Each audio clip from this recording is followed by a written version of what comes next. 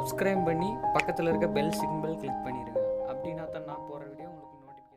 Hi friends, Infinix தரப்புலேருந்து பார்த்தீங்கன்னா ஒரு நியூ மொபைல் ஃபோன் வந்து லான்ச் பண்ண போகிறாங்க. என்ன மொபைல் ஃபோனுன்னு பார்த்தீங்கன்னா இன்ஃபினிக்ஸ் 08 அப்படிங்கிற ஒரு மாடலும் இன்ஃபினிக்ஸ் 08i அப்படிங்கிற ஒரு மாடல் லான்ச் பண்ண போகிறாங்க. இது பார்த்தீங்கன்னா 64MP பிரைமரி பேக் கேமரா கொடுத்துருக்காங்க.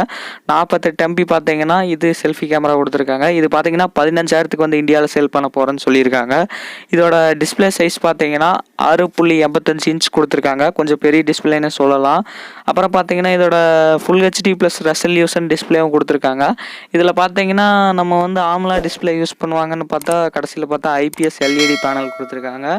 முன்னாடி பார்த்தீங்கன்னா டியூவல் பஞ்ச் ஹோல் டிஸ்பிளே ஒன்று கொடுத்துருக்காங்க. டிஸ்பிளே பொறுத்தளவுக்கு எந்த அளவுக்கு கொஞ்சம் குறைபாடு இல்லைன்னு சொல்ல முடியும், ஓரளவுக்கு ஓகேன்னே சொல்லிக்கலாம். அடுத்து இதோட ரெஃப்ரெஷிங் ரேட்டுன்னு பார்த்தீங்கன்னா ரெஃப்ரெஷிங் ரேட்டும் கொஞ்சம் நல்லா தான் இருக்குன்னு சொல்ல முடியும். ரெஃப்ரெஷிங் ரேட் பார்த்தீங்கன்னா 90 ரெஃப்ரெஷிங் ரேட் கொடுத்துருக்காங்க. இதோட டச்சு ஷேப்பிங் ரேட் பார்த்தீங்கன்னா 180 ஹெர்ட்ஸ் கொடுத்துருக்காங்க. இது பரவாயில்ல, நல்லாவே இருக்குன்னு சொல்லலாம். அடுத்தது பார்த்தீங்கன்னா இதோட கலர் வேரியண்ட் மொத்தம் 3 கலர் ஆப்ஷன் கொடுத்துருக்காங்க. பிளாக், க்ரீன், ஒயிட் அப்படிங்கிற 3 கலர் கொடுத்துருக்காங்க. அடுத்து சில்வர் கலர் வந்து தருவான்னு சொல்லியிருக்காங்க. அது வந்து கன்ஃபார்ம் ஆகலை, ஆனால் சில்வரும் வரக்கு சான்ஸ் நிறையாவே இருக்குன்னு சொல்லலாம். அடுத்து பார்த்தீங்கன்னா இதில் side fingerprint mount sensor கொடுத்துருக்காங்க. பவர் பட்டன்லேயே உங்களுக்கு வந்து ஃபிங்கர் பிரிண்ட் வைக்கிற மாதிரி கொடுத்துருக்காங்க. அதில் பார்த்தீங்கன்னா பேக்கில் வந்து ஃபிங்கர் பிரிண்ட் சென்சர் காணும், சைடில் வந்து இருக்குதுன்னு சொல்லியிருக்காங்க. அடுத்தது பார்த்தீங்கன்னா இதில் ஃபேஸ் அன்லாக் இருக்குது எல்லா ஆப்ஷனும். அடுத்தது பார்த்தீங்கன்னா இதோட கேமரா ஆப்ஷனை வந்து பார்த்துடலாம். கேமரா பார்த்தீங்கன்னா இதில் ஒரு டைமண்டு கட் ஷேப்பில் டிசைன் கொண்டு வந்திருக்காங்க. பார்த்தீங்கனாலே உங்களுக்கு டைமண்ட் மாதிரி ஒரு முக்கோண ஷேப்பில் கொண்டு வந்திருக்காங்க.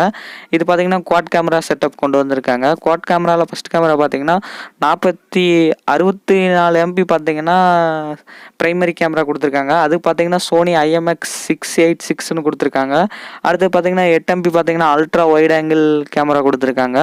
அடுத்து பார்த்தீங்கன்னா 2MP டெட் ஷாட் கொடுத்துருக்காங்க. அடுத்து பார்த்தீங்கன்னா கேமராவில் வந்து உங்களுக்கு 64 ப்ரைமரி கேமராவில் பார்த்தீங்கன்னா நீங்கள் வந்து உங்களுக்கு 4K வீடியோ வந்து ஷூட் பண்ணுறதுக்கு 64 MPயில் 4K ஷூட் பண்ணிக்கலாம்.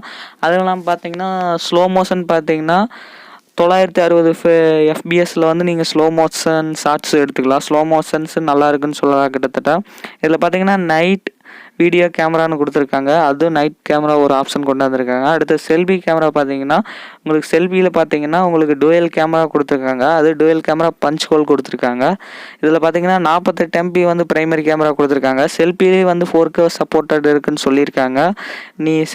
செல்ஃபிலே வந்து 4K ஆப்ஷன் கொடுத்துருக்காங்க. 8MP பார்த்தீங்கன்னா அல்ட்ரா வைட் ஆங்கிள் சென்சார் கொடுத்துருக்காங்க. செல்ஃபிலேயும் செல்ஃபி கேமரா ஓரளவுக்கு நல்லா இருக்கும். ஃப்ரண்ட் கேமராவில் 4K வீடியோ எடுக்கிறதுக்கு 48 MP உங்களுக்கு கொடுத்துருக்காங்க. செல்ஃபி கேமரா ஓரளவுக்கு பரவாயில்லன்னு சொல்லலாம்.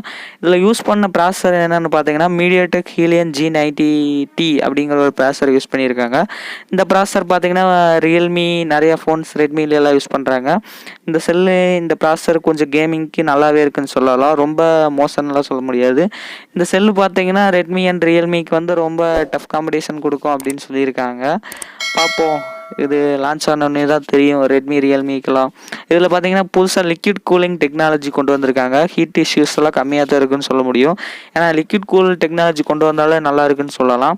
அடுத்து இதில் மெயினாக பார்க்க போகிறது என்னென்னு பார்த்தீங்கன்னா பேட்டரி பேக்கப் பற்றி தான் பார்க்க போகிறேன். பேட்டரி பேக்கப் பார்த்தீங்கன்னா உங்களுக்கு ஒரு 4500 mAh கொடுத்துருக்காங்க.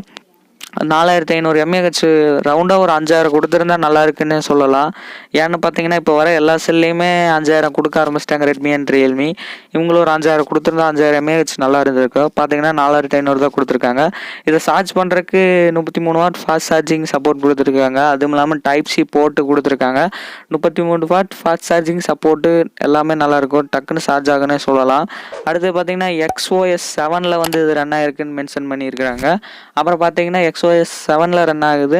அப்புறம் இதில் பார்த்தீங்கன்னா அவுட் ஆஃப் பாக்ஸ் ஸ்டாக் பார்த்தீங்கன்னா Android 10ல் வந்து ரன் ஆகுதுன்னு சொல்லியிருக்காங்க. அடுத்த அப்டேட் ஆட்டோமேட்டிக்காக எல்லாமே வந்துருன்னு நினைக்கிறேன்.